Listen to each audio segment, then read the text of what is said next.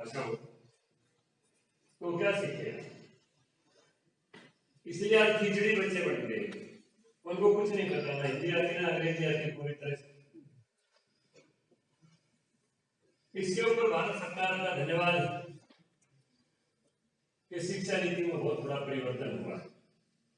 और मैंने शिक्षा नीति को पढ़ा है कि आने वाली जो शिक्षा नीति लागू होगी उसमें कम से कम 5वीं क्लास तक बच्चे की मातृभाषा में उसको शिक्षा दी जाएगी। ये बहुत बड़ा क्रांतिकारी परिवर्तन है। आपको हंसी भी आएगी। मैं इधर रोहतक पीजीआई में गया था किसी काम के लिए, तो एक औरत अपने पोते को वाटर कूलर के ऊपर पानी पिला रही थी, बूढ़ी सी औरत थी। तो बच्चे को कह रही थी, वो बच्चे को पानी का गिलास देके कहने लगी, बेटा सारा ड्रिंक लिए।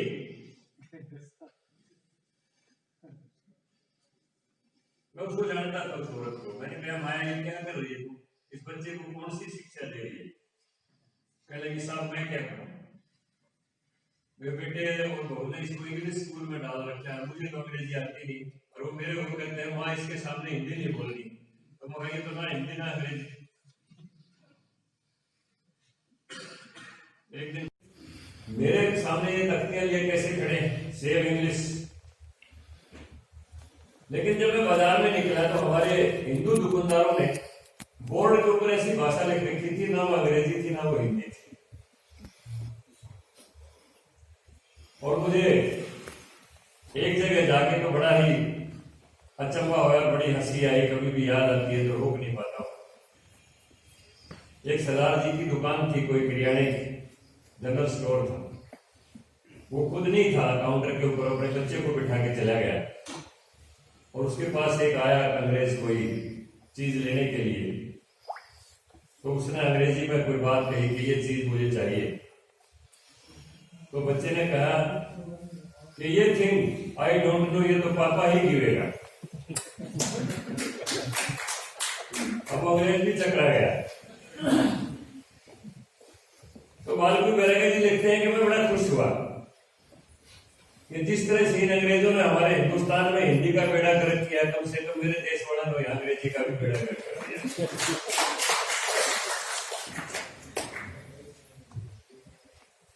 भाषा का बहुत बड़ा महत्वपूर्ण रोल होता है, भूमिका होती है आदमी के जीवन में।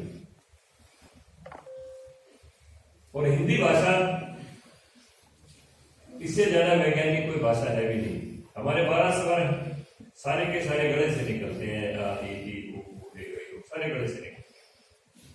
हमारे जो व्यंजन है वो भी साइंटिफिक है, गले से शुरू होते हैं, कह कह कह कह, फिर थोड़ा सा जीभ आ जाती है, जय जय जय जय, फिर थोड़ा सा फिर आगे जीभ आ जाएगी, डे डे डे डे, फिर उससे आगे जीभ आ जाएगी दांतों के पीछे, डे डे डे डे। और जब जीभ की भूमिका खत्म हो जाएगी तो होठों पर आ जाएंगे।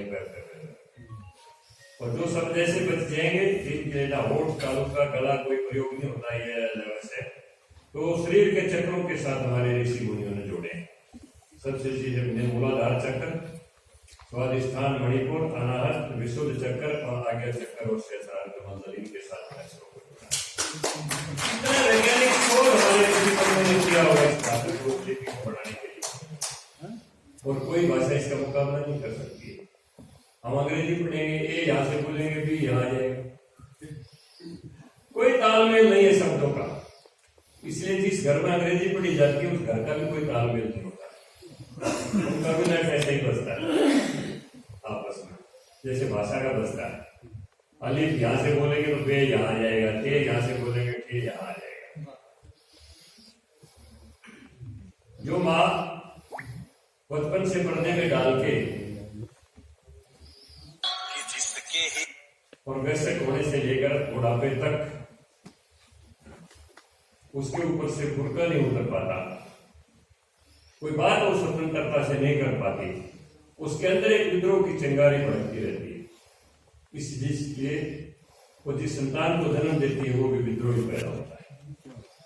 इसलिए माँ की स्वतंत्रता शुचिता और उसके संस्कार और उसकी सुरक्षा, अगर देश की भावी पीढ़ी का निर्माण करना है तो सबसे ज्यादा जरूरी है। बहुत कुछ परिवर्तन होने जा रहा है। मैंने शिक्षा नीति को पूरी तरह से पढ़ा, तो आज अब इसे को और ज्यादा लंबा ना करते हुए अपने पत्रकार जगत के बंधुओं से प्रार्थना करूंगा कि राष्ट्र के नवनिर्माण के लिए अपने कलम का प्रयोग करते हुए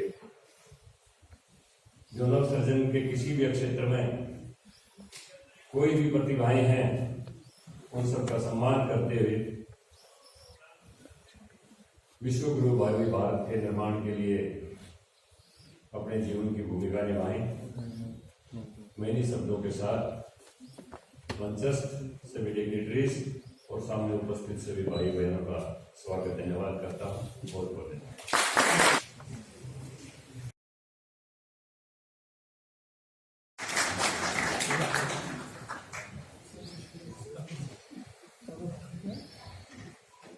ऑल इंडिया काउंसिल अवार्ड 2020 के समारोह के मुख्य अतिथि माननीय रामनाथ सिंह गोयल, ऑनरेबल स्पीकर दिल्ली विधानसभा,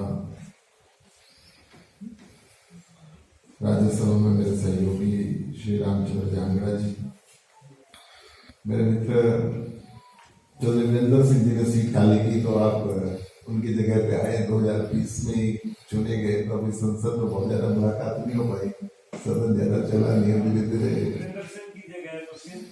अच्छा, अरे फुल टर्म के लिए तो जैसे जैसे बैठेंगे तो उनके व्यक्तित्व को समझने का मुझे मौका मिलेगा। इनके साथ में गीतिया साकिया जी, राजेंद्र सिंह राठौर जी, आज के इस विराज विद्या जी, नरेश चंद्र बंसल जी,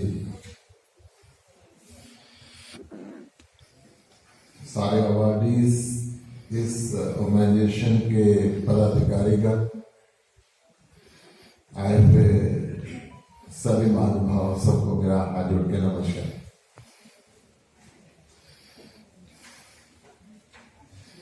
पत्रकारिता, मीडिया किसी भी आजाद मुल्क की अस्तित्व के लिए उतना ही जरूरी है जितना मनुष्य के दिमाग के अंदर मस्तिष्क जरूरी। यदि आजाद मीडिया नहीं होगा, पत्रकारिता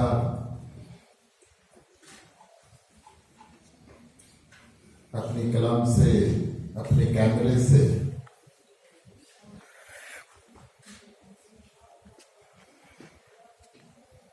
हकीकत से रूबरू जनता को नहीं कराएगी तो जनता वही आईना देखने लगती है जो सरकारें दिखाना चाहती है, और वो किसी भी लोकतंत्र के लिए उससे बड़ा नुकसान का काम नहीं हो सकता। कोरोना का ये युग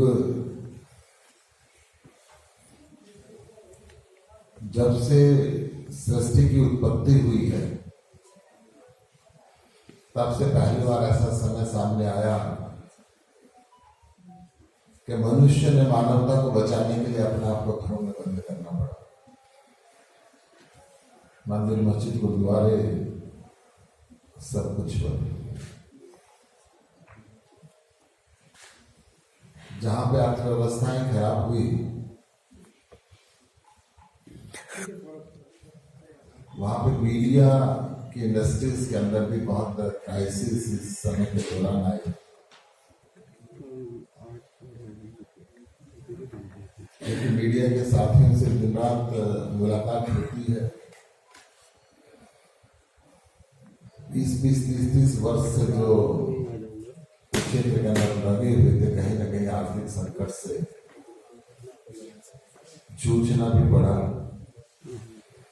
जो सारे विश्व की अर्थव्यवस्था के साथ हुआ, वहां से ये उद्योग भी अछूता नहीं रहा। मैं साधुवाद देना चाहूंगा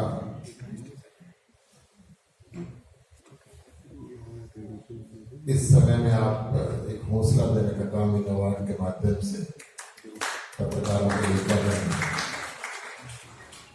इस संस्था के ऑर्गेनाइजर्स को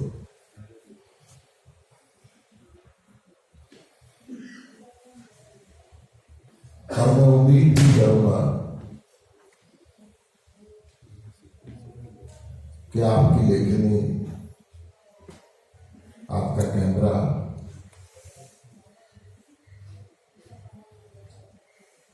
आजाद हिंदुस्तान की आजादी के साथ साथ आजाद रहेगा। कुछ ऐसा दौर देखने के अंदर आया कि जाने किसका दबाव कहां पे आया, कहीं ना कहीं आजादी के अंदर खलल पूरे देश के अंदर देखने में आया।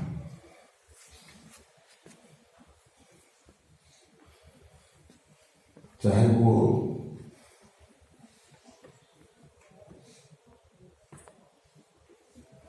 इंडस्ट्रीज के मालिक की वजह रही हो, कि सरकार का दबाव ना सहन कर पाने की वजह रही हो, या कोई भी वजह रही हो, परंतु यकीन माने जो संघर्षों से निकलता है और दबाव के सामने नहीं झुकता, उसको आगे बढ़ने से कोई रोक नहीं सकता। वो हमेशा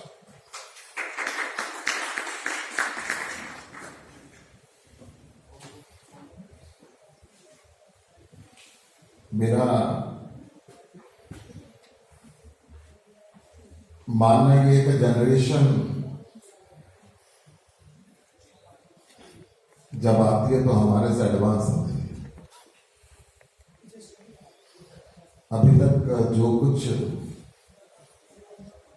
समृद्ध सारी दुनिया ने किया है, वो ये जनरेशन अगली जनरेशन को सौंप देता है।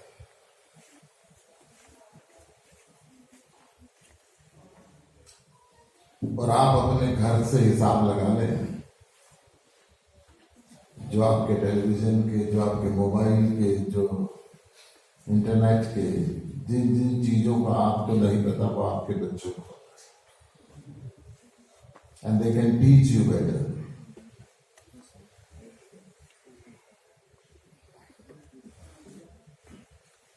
तो ये जो जनरेशन है, ये बहुत एडवांस जनरेशन है।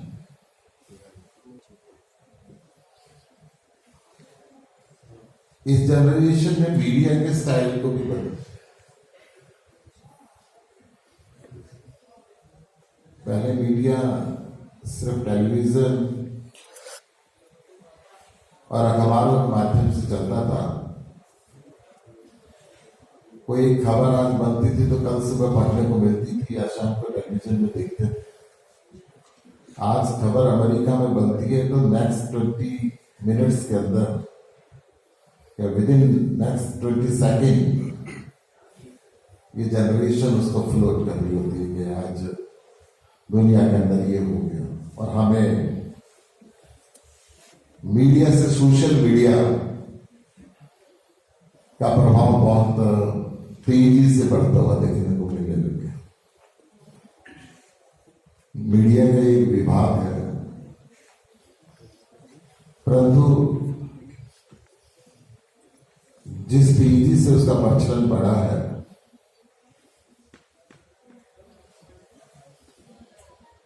उससे मीडिया के रेवेन्यू के अंदर कमी आ गई। जो बजट अखबारों के एडवर्टीजमेंट के लिए आरक्षित रहता था, उसमें से 50% सोशल मीडिया के लिए आरक्षित। तो नई पत्रकारिता के अंदर सोशल मीडिया के माध्यम से पत्रकारिता भी बहुत आगे बढ़ गई। वेब न्यूज़पेपर, यूट्यूब, फेसबुक, न जाने क्या क्या अलग अलग साधन आ गए और उसमें जो अपडेट नहीं रहता वो लीडर हमारे जैसा भी आउटडेटेड अपने आप को समझने लगता है कि हम इतना ज्यादा जुड़े हुए नहीं है जितना हमें होना चाहिए लेटेस्ट चीज का। अगर घर से निकले, बरोशा रोड से निकल के कॉन्स्टिट्यूशन क्लब तक आए, इसके अंदर बीच में घटना होती है तो पत्रकार बाइक लेने के लिए आ जाता है कि ये घटना हुई, आप बताइए आपने क्या किया। और अगर हम सोशल मीडिया के माध्यम से अपडेटेड नहीं है तो सॉरी फील करना पड़ता है कि नो आई डोंट नो। अपेक्षा ये भी लीडर से होगी कि उसको सब कुछ नॉलेज होना चाहिए, तो उसको अपडेट रखने के लिए भी सबसे बड़ा रोल मीडिया का है। तो मैं इस विषय पे भी आपको साधुवाद देना चाहूंगा मीडिया के लोगों को कि सारी दुनिया के साथ साथ सारे लीडर्स को भी आप अपडेट रखते हैं। और अगर आप अपडेट आपके हिसाब से नहीं हो तो फिर लीडर आपसे बचते हैं। इस मौके पे बहुत शिक्षाप्रद बातें मेरे से पहले रामनिवास जी ने और जांगड़ा जी ने बताई।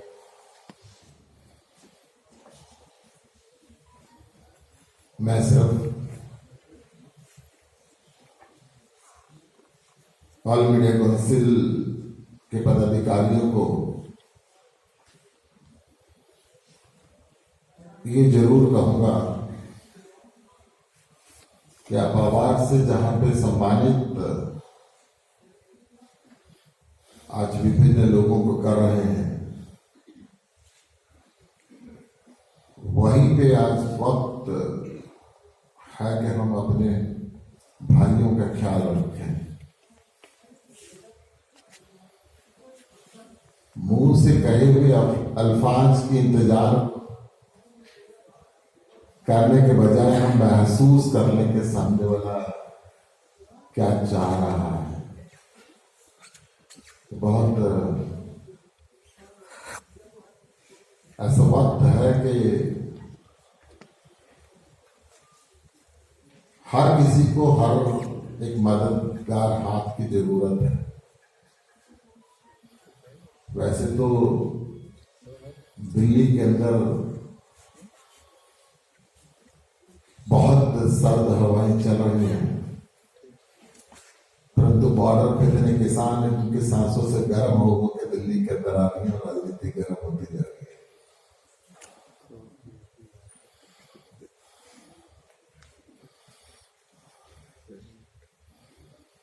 उनकी भी थोड़ी सी मदद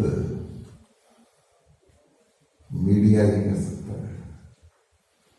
रात को ऊपर से जबरदस्त 4 डिग्री का टेम्परेचर, ठंड, नीचे से ठंडी जमीन,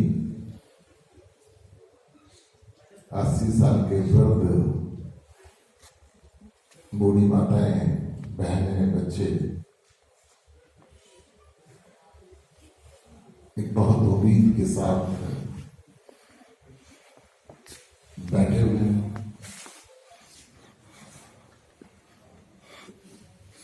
उनकी उम्मीद पूरी हो,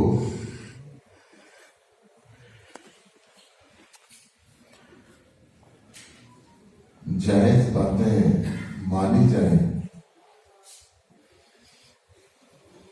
इसके अंदर भी मीडिया का बहुत बड़ा कंट्रीब्यूशन होगा। Thank you very much. All India council award 2022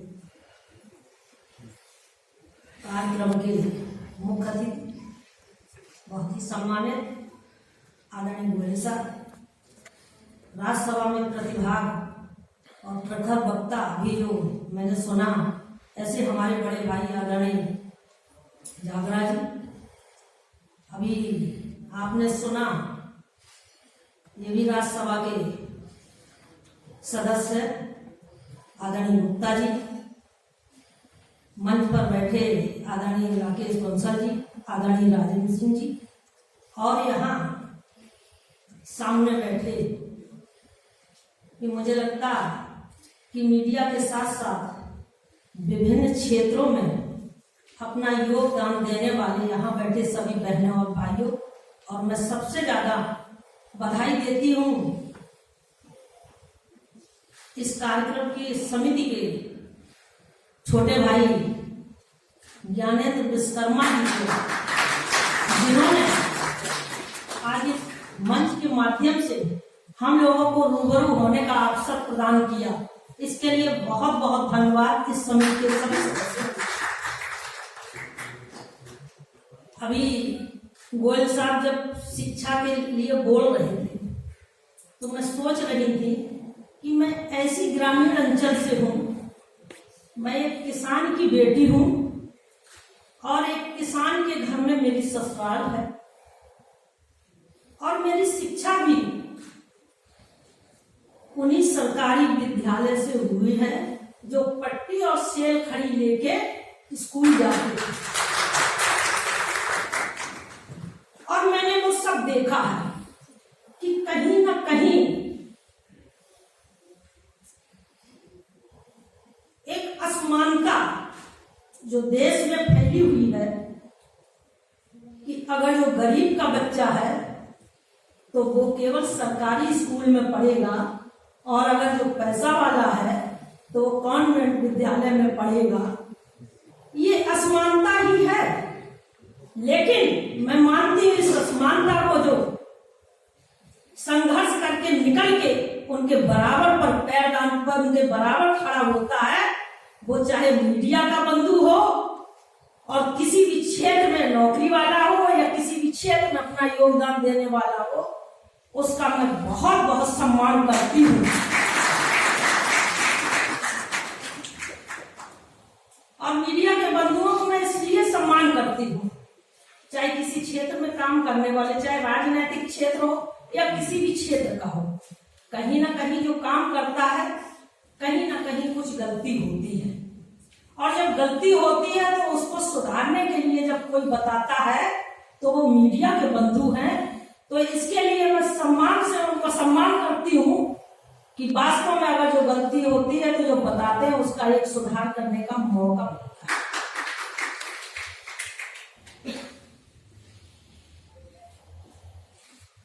अभी मैं सुन रही थी लास्ट में गुप्ता जी ने जो कहा, कोई भी सरकारें हो और कोई भी क्षेत्र हो, जब वो नीति बनाते हैं, कोई योजना बनाते हैं, कोई बिल बनाता है, तो सभी को ध्यान में रख के वो काम करते, कभी ये नहीं सोचते हैं कि देश में रहने वाले वो किस समुदाय के लोगों को लाभ मिलना, ऐसा नहीं होता है। बिल बना, पूरे मनोयोग से बिल बनाया गया। मेरा मानना है कि पूरा बिल गलत नहीं होता, कोई भी हो कुछ गलत नहीं, उसमें कुछ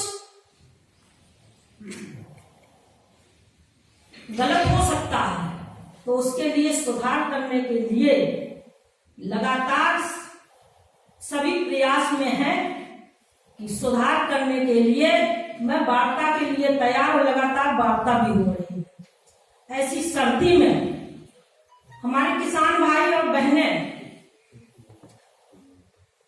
अगर जो दिल्ली के बॉर्डर पर बैठे हैं, मैं भी एक किसान हूँ, आज भी मैं आपको बता दूं, मैंने उत्तर प्रदेश में प्रथम पुरस्कार लिया है खेती किसानी में। मैं उन किसान भाइयों के लिए बहुत दिल से श्रद्धा से उनको नमन करती हूँ और चाहती हूँ कि वार्ता करके कहीं भी कुछ अगर जो सुधार हो सकता है सुधार करवाएं। ऐसी सर्दी में अपने घर पर रहें और सभी दलों के नेताओं से और भाइयों से मेरा आग्रह है कि बढ़ावा ना देके, उनको धुआं ना देके, उनको शांत कराया जाए और उनको बैठा जाए, उनके जो कमी है उनको सुधार कराया जाए। शिक्षा की मैं बता रही हूँ कि मैंने ऐसे क्षेत्र से हूँ उत्तर प्रदेश में औरैया जनपद से, जिस क्षेत्र में हूँ शिक्षा का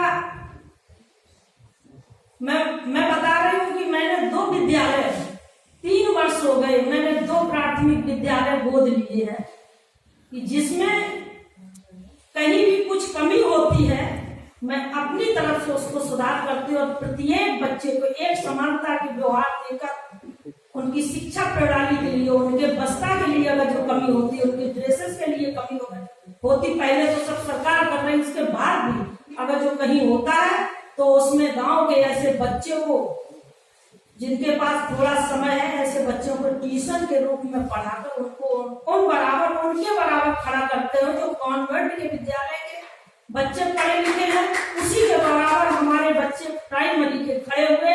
आप कभी भी, मैं आप लोगों को निमंत्रण देती हूँ, बुलावा देती हूँ, कभी भी आप देख लें कि हमारे विद्यालय के बच्चे किसी कॉन्वेंट से कम नहीं, प्राइमरी के विद्यालय के बच्चे बराबर है, बराबर उनका योगदान आप देख लीजिए। कहीं भी किसी सब्जेक्ट के बारे में पूछ लीजिए, बराबर वो आपको जवाब देंगे।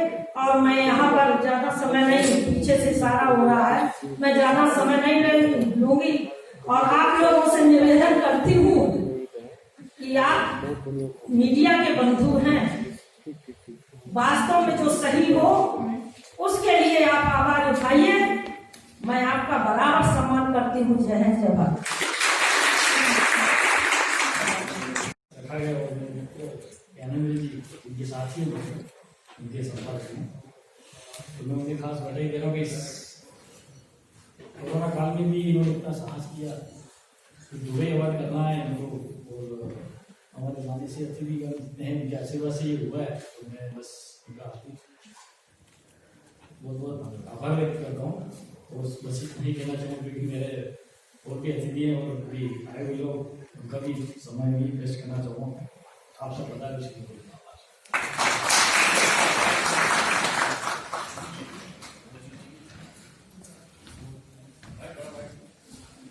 धन्यवाद। पार्टी को मैं थोड़ी बहुत तो समझ में आ ही जाती हूँ। मैं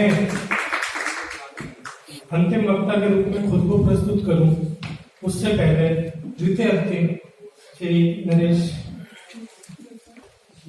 जी को मैं आमंत्रित करूंगा कि वे भी अपनी बात को संक्षिप्त रूप में रखें।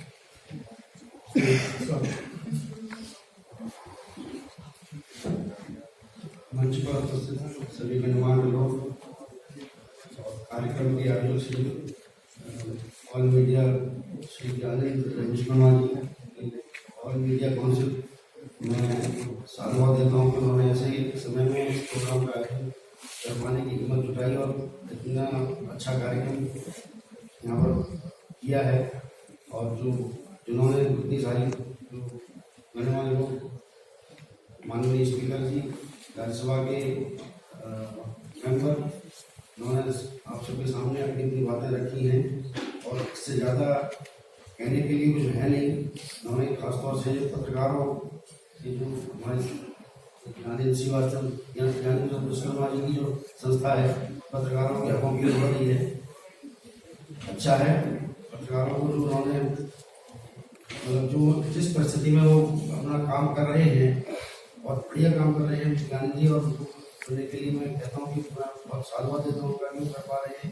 मैं ज़्यादा ना कुछ कहते हुए धन्यवाद देता हूँ आप सबका, आपने मौका दिया। लास्ट में मैंने जोधपुरी कंपनी में एक बार मेरा नाम, किसी भी अतिथि ने मेरा नाम नहीं लिया तो मैं शुरू हो जाता हूँ क्योंकि नालायकी मुझे करनी है आप लोगों के साथ। अगला कार्यक्रम शुरू करें उससे पहले 2 लोग आपके सामने आएंगे, एक नालायक आएगा और एक नालायक। तो जो कविता मैंने बीच में आपके लिए छोड़ दी थी उसको दोबारा से शुरू नहीं करूँगा क्योंकि अतिथियों का ज़्यादा समय मुझे नहीं लेना। तो उसके बीच में जब वो बच्चा प्रार्थना कर रहा था ईश्वर से कि हे प्रभु इस दास की इतनी विनय सुन लीजिए, करने के बाद जब वो विषयों पर आया तो भूगोल विषय आया। तो भूगोल के लिए मैंने क्या कहा ईश्वर से कि भूगोल में आया था प्रश्न, गोल है कैसे धरा, एक पल में लिख दिया उत्तर धरा। गोल है पूरी कचौड़ी, गोल लड्डू गोल है, गोल है रसगुल्ला जलेबी, वो भी हमारा गोल है, इसीलिए मास्टर जी धरा भी गोल है। झूम मुझे मास्टर जी इस अनोखे ज्ञान से लिख दिया पेपर पर उन्होंने बड़े शान से, ठीक है बेटा हमारी लेखनी भी गोल है कलमदार तुम्हारा भी। और रोज मच्छर रात को कहता यही है कान में, रोज मच्छर रात को कहता यही है कान में, होश करके बैठना इस बार इम्तिहान में, आ गया शर्म तेरी जिंदगी से हार कर, मार तू पड़ला तू सा पर मुझे तू पार कर, मार तू पड़ला तू सा पर मुझे तू पार कर। बहुत बहुत धन्यवाद। मैं नालायक के नाम से लिखता हूँ, डॉक्टर का कोई कह देते हैं, मैं कह देता हूँ आता हरियाणा से मुझे जब बात अपने आप ही कही तो दूसरा मैं कह रहा हूँ अपने बता सकता मैं सादा बरकत करता हूँ सिर्फ 5 मिनट के लिए। नीतू जी आए और अपनी अच्छी सी आप सभी को अवगत कराना चाहती हूँ कि माननीय आदरणीय श्री ज्ञानेंद्र विश्वकर्मा जी ने मुझे एक खूबसूरत सा दायित्व सौंपा, women president Delhi all media council का।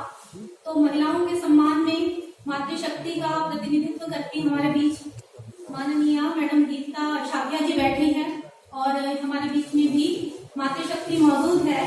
तो 4 पंक्तियां मैं मातृशक्ति के सम्मान में कहना चाहूंगी। क्या चाइना पाक बिगाड़ेंगे, खुद अपना बाग उजाड़ेंगे। क्या चाइना पाक बिगाड़ेंगे, खुद अपना बाग उजाड़ेंगे। भावी जननी बेटी को घर, भावी जननी बेटी को घर, जीते जी नर्क में गाड़ेंगे। भावी जननी बेटी को घर, जीते जी नर्क में गाड़ेंगे। अब वक्त आ गया हर घर में, अब वक्त आ गया हर घर में, दुर्गा चालीसा गाने का और कोमल नन्ही परियों को काली अवतार बनाने का। परिवर्तन की ले मशाल, परिवर्तन की ले मशाल, अब हमको चलना होगा। जैसा कि हमारे आज के मुख्य अतिथि जी ने भी कहा कि शिक्षा में बदलाव की जरूरत है। परिवर्तन की ले मशाल, अब हमको चलना होगा। बेटे बेटी की शिक्षा का स्वरूप बदलना होगा, तब ही होगा देश सुरक्षित।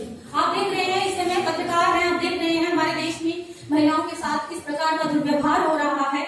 उस पर मैं नजर डालते हुए कहूंगी कि तब ही होगा देश सुरक्षित जब मातृशक्ति का मान दिखे। तब ही होगा देश सुरक्षित जब मातृशक्ति का मान दिखे। हर उम्र जाति के पुरुषों में हर नारी का सम्मान दिखे। हर उम्र जाति के पुरुषों में हर नारी का सम्मान दिखे। तब गर्व से हम कह पाएंगे, तब गर्व से हम कह पाएंगे, हम देवभूमि के वासी हैं, हम विश्व गुरु, हम शीलवान, हम मानवता अधिशासी हैं, हम मानवता अधिशासी हैं। और जैसा कि सर ने आज शहीदों के सम्मान में पंक्तियां हमें कही, 2 पंक्तियां शहीदों के सम्मान में, गुरु तेग बहादुर जी का शहीदी दिवस है, मैं उनके सम्मान में कहना चाहूंगी। जिन शहीदों की बदौलत आज हम आजाद हैं, जिन शहीदों की बदौलत आज हम आजाद हैं, जो वतन पर मर गए, जो शहादत कर गए, क्या वो हमें भी याद है, क्या वो हमें भी याद है। तो दिल से नमन करेंगे। और बिल्कुल अंत में मैं आज के इस सुंदर आयोजन के लिए और इतना सुंदर दायित्व मुझे सौंपे जाने के लिए अगर मैं हमारे माननीय national president mister Gyanendra Vishwakarma ji के लिए कुछ ना कहूं तो बहुत ही गलत बात होगी कि कौन कहता है कि आसमां में सुराख नहीं हो सकता। कौन कहता है कि आसमां में सुराख नहीं हो सकता। एक पत्थर तो तबीयत से उछालो यारो।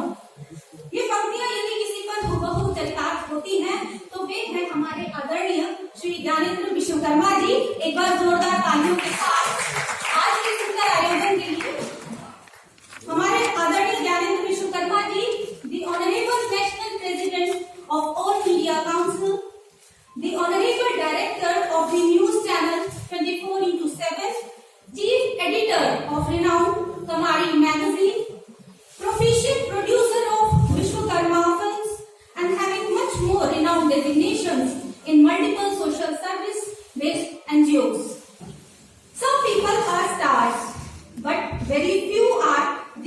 makers.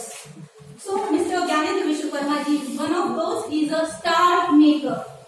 आजमगढ़ में, यूपी में जन्मे और पले बढ़े और अहमदाबाद गुजरात को अपनी महत्वाकांक्षी कर्म क्षेत्र बनाने वाले आदरणीय ज्ञानेंद्र विश्वकर्मा जी न केवल विश्वकर्मा समाज को गौरवान्वित करते हैं, अपितु वे ऐसी कर्मठ शख्सियत हैं जो अपने देश और समाज और भविष्य में शायद विश्व की धरोहर कहलाए।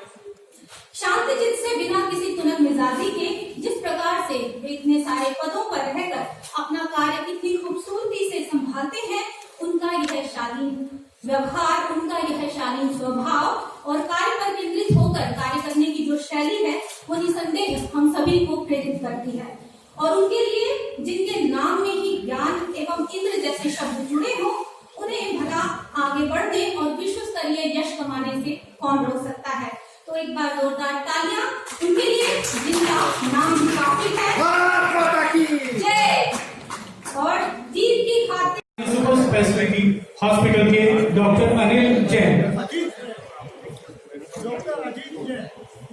देखिए सर, तालियों में कमी करोगे तो बात नहीं बनेगी।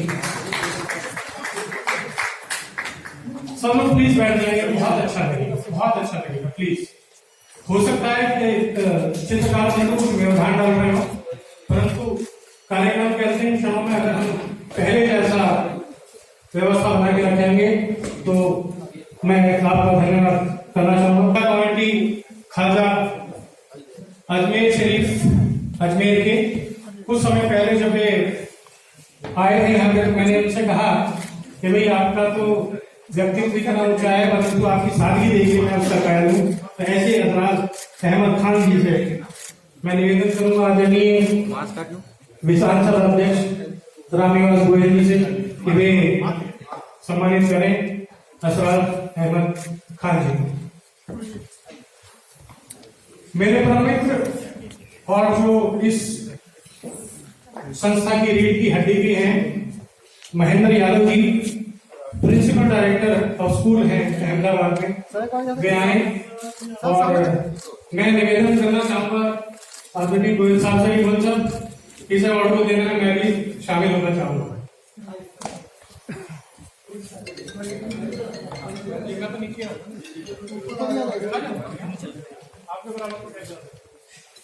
मैं कह रहा हूँ तो आ रहा हूँ विधानसभा में मुख्यमंत्री भी कह रहा हूँ।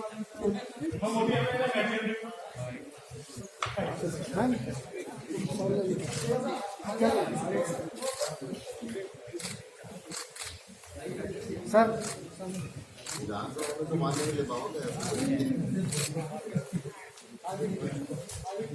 नंबर 13 सभा की सचिव हैं, लेखिका हैं, और मैं काफी देर से सोच रहा था कि मैंने इनको कहाँ देखा था। तो ऐसे ही है, नालायक है ना, तो थोड़ी देर में पहचान पाता है। और इसके बाद कुसुम लोनिया जी के पास माइक भिजवा दीजिए प्लीज। 2 शब्द कुसुम जी से अवश्य कहलवाने। मास्क नीचे कर लो भाई जी, अभी तो कोई दिक्कत नहीं, चल जाएगा। अब तो पूरी कैबिनेट आपके हाथ में, विधानसभा में कहीं पे मतलब किसी की हिम्मत नहीं कोई आगे कुछ कहे। वैसे आप भी आराध्य को नमन। आज के अति आदरणीय सम्मानित मुख्य अतिथि माननीय रामनिवासी गोयल साहब, स्पीकर दिल्ली विधानसभा, जिन्हें सीएम सर भी आम आदमी पार्टी के भीष्म पितामह के नाम से संबोधित करते हैं, और सम्मानित मंच, आज all India medical council award में आकर मैं अपने आप को बहुत गौरवान्वित महसूस कर रही हूँ। मीडिया के जागरूक साथियों, आपने जिस तरह से कोरोना काल में जागरूकता की भूमिका निभाई है, उस श्रृंखला में आज एक स्वर्णिम कड़ी और जोड़ दी भाई ज्ञानेंद्र ने और मनोज जोशी ने ये अवार्ड सेरेमनियां आयोजित करके। मैं आप लोगों को बताना चाहूंगी कि सन 2014 में अणुव्रत अनुशास्ता आचार्य श्री महाश्रमण जी जब दिल्ली पधारे तो जैन श्वेतांबर तेरापंथी सभा दिल्ली ने मुझे मीडिया का प्रभार दिया। दिल्ली देश की राजधानी है और यहाँ पे पॉलिटिकल क्राइम और ग्लैमर के बीच में धर्म और अध्यात्म को छुपवा देना कोई मामूली बात नहीं।